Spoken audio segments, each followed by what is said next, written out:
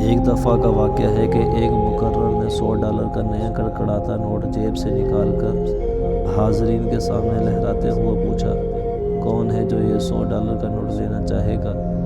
حاضرین میں سے لگ بھگ سبھی لوگوں نے اپنے اپنے ہاتھ کھڑے کرتے ہوئے نوٹ لینے کی خواہش کا اظہار کیا۔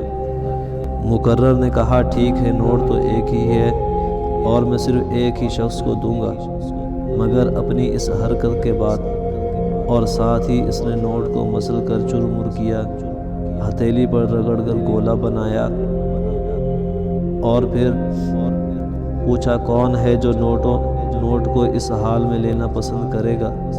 لوگوں کی طلب میں کوئی بھی کمی نہیں آئی تھی، سب نے یہی کہا کہ کوئی فرق نہیں پڑتا، وہ نوٹ اس حال میں بھی لینا چاہیں گے۔ اور اس بار بھی نوٹ لینے والوں میں کوئی کمی نہیں آئی تھی اور لوگوں کے ہاتھ ویسے ہی اٹھے ہوئے تھے۔ مقرر نے نوٹ واپس اپنی جیب میں ڈالتے ہوئے کہا کہ یہ نوٹ تو میں تم لوگوں کو نہیں دیتا، مگر ایک سبق ضرور دینا چاہتا ہوں جو ابھی ابھی ہم نے اخذ کیا ہے، اور وہ سبق یہ ہے کہ پیسوں کے ساتھ چاہے جو بھی سلوک کر لو، ان کی قدر میں کوئی کمی نہیں آتی۔ ان پیسوں کے طلبگار اور لینے والے ویسے ہی رہتے ہیں۔ میرا نوٹ کڑکڑاتا ہوا $100 کا تھا تو رگڑا جوتوں کے تلوے سے مسلا اور مٹی میں لتھڑا ہوا بھی $100 کا ہی ہے۔ اس کی قیمت میں کہیں سے بھی کوئی کمی نہیں آئی۔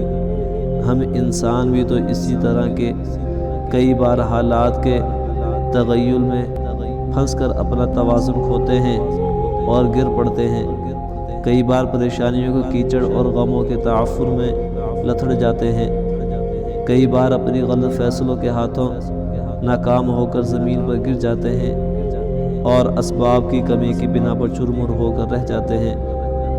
ایسا لگتا ہے کہ ہماری کوئی قدر نہیں ہے اور نہ ہی ہماری کوئی قیمت ہے، مگر ایسا ہرگز نہیں ہے۔ یاد رکھیے کہ حالات جیسے بھی ہو جائیں، آپ کی قدر و قیمت میں کہیں سے بھی کوئی کمی نہیں آئی۔ آپ اپنے آپ میں یکتا اور انوکھے ہیں۔ مت سوار ہونے دیجیے اپنی لغزشوں کو اپنے حواس پر، مت دھندلانے دیجیے اپنے خوابوں کو، اپنی ناکامیوں کی پرچھائیوں کے نیچے دب کر بھول جائیے اپنی نامرادیوں کو۔